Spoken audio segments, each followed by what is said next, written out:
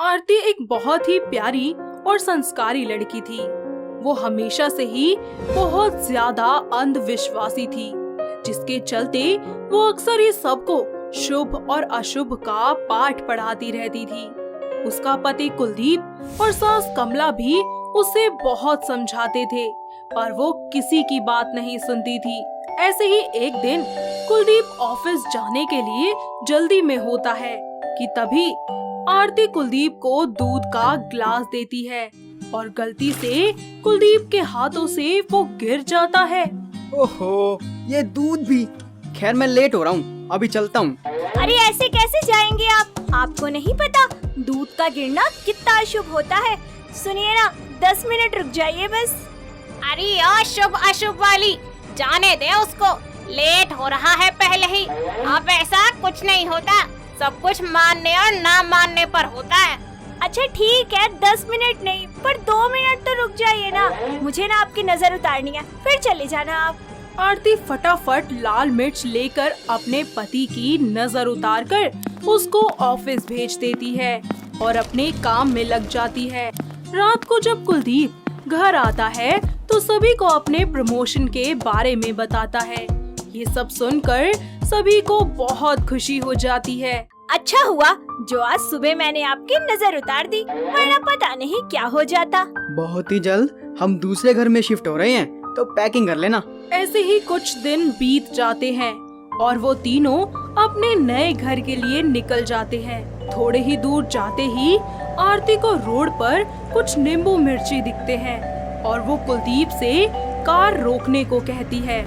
अरे इस रास्ते से जाना शुभ नहीं है कुलदीप जी, आप दूसरे रास्ते से चलिए। क्यों री, क्या खराबी है इस रास्ते में? कितना साफ और चिकना रास्ता है।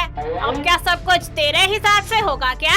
माँ जी आपने देखा नहीं, इस रास्ते पे किसी ने टोना टोटका किया है। वो देखो, नींबू मिर्ची फेंक रखे हैं।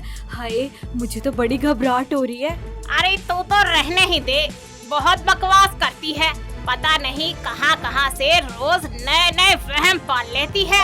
माँ जी, पर हम सब तो एक शुभ काम के लिए जा रहे हैं ना, और ऐसे किसी अशुभ चीज का दिखना अच्छी बात नहीं है। अरे तू अपना मुंह बंद कर, वरना ये सड़क से नींबू मिर्ची उठाकर तेरे मुंह में डाल दूंगी।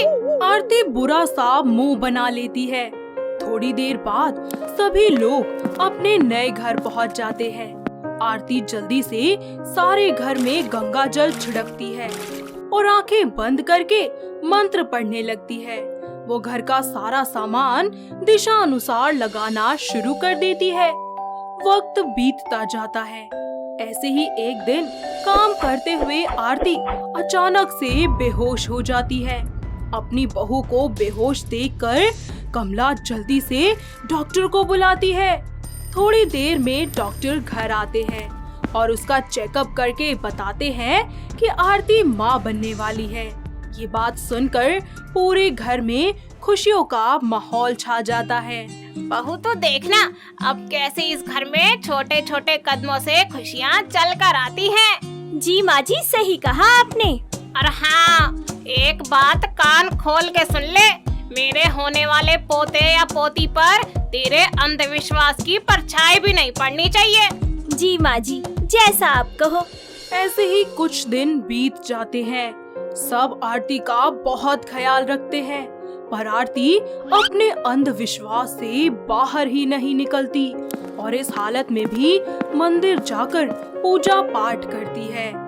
ऐसे ही कुछ दिन बीतते जाते हैं और एक दिन आरती अपने बच्चे की सलामती के लिए बहुत ही कठिन व्रत करती है और घर में पूजा रखवाती है, जिस पर कमला आरती को बोलती है। अरे बहू, मेरी बात मान, इस हालत में तेरा व्रत करना बिल्कुल ठीक नहीं है। माँ जी, मैं ये सब कुछ अपने बच्चे और इस घर की सुख शांति के लिए कर रही हूँ। मैं नहीं चाहती कि मेरे परिवार को किसी की भी नजर लगे। देख ले बहू, तुझे जो करना है कर, पर इस बच्चे को कुछ नहीं होना चाहिए, समझी? आरती कमला की एक नहीं सुनती और पूजा शुरू होने से पहले ही उसकी तबीयत खराब हो जाती है। कुलदीप और कमला दोनों उसको डॉक्टर के पास ले जाते हैं और डॉक्टर उनको बोलती है। जी देखिए, आप तो जानते ही हैं कि आरती प्रेग्नेंट है, फिर भी आप लोग इतनी लापरवाही कर रहे हैं। उनका खास ख्याल रखिए, वरना उनको और उनके बच्चे को हानि हो सकती है। थोड़ी देर बाद सभी घर आ जाते हैं और घर आते ही कमला आरती पर भड़क पड़ती है। अरे कलमोही, सबसे बड़ी अपशकुनी तो तू ही है।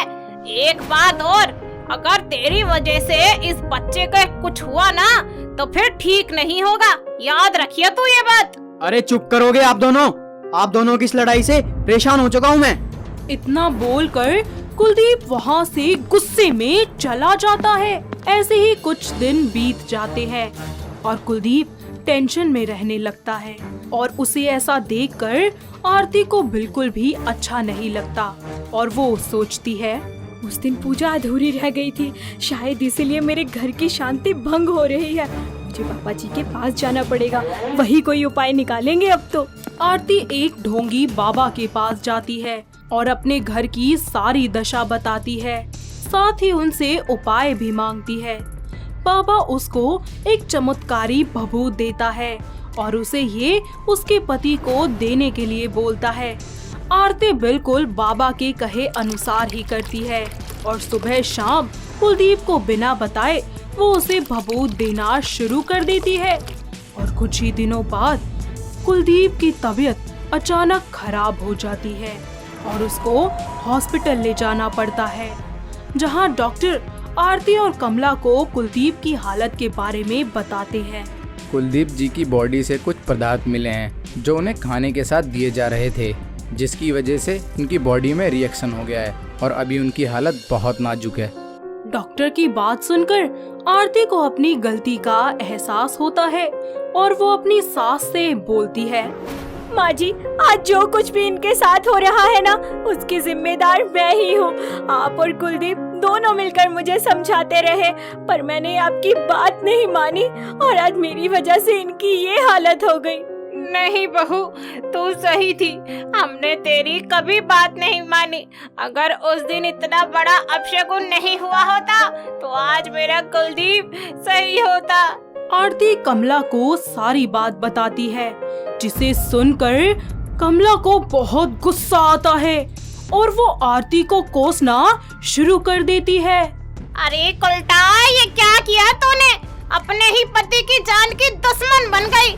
थोड़ी देर बाद डॉक्टर फिर से आरती और कमला को बोलते हैं, अब कुलदीप जी ठीक हैं और कुछ ही दिनों में आप उन्हें घर ले जा सकते हैं। डॉक्टर की बात सुनकर दोनों की जान में जान आ जाती है। साथ ही आरती को भी अपनी गलती का एहसास होता है और वो अपने पति और सास से माफी मांगती है। साथ ही वो ये बिल्कुल अच्छे से समझ जाती है कि मानो तो सब कुछ शुभ होता है और ना मानो। कुछ ही दिनों बाद आरती एक बहुत ही प्यारी सी बच्ची को जन्म देती है, जिसके बाद पूरा परिवार खुशी खुशी एक साथ रहने लगते हैं। तो दोस्तों, कैसी लगी आपको हमारी ये शुभ अशुभ वाली बहू? क्या आपके घर के आसपास भी है कोई ऐसी बहू जो इतनी ज्यादा अंधविश्वासी हो? अगर हाँ, तो उसे ये वीडियो दिखाइए और हमें कमेंट करके बताइए।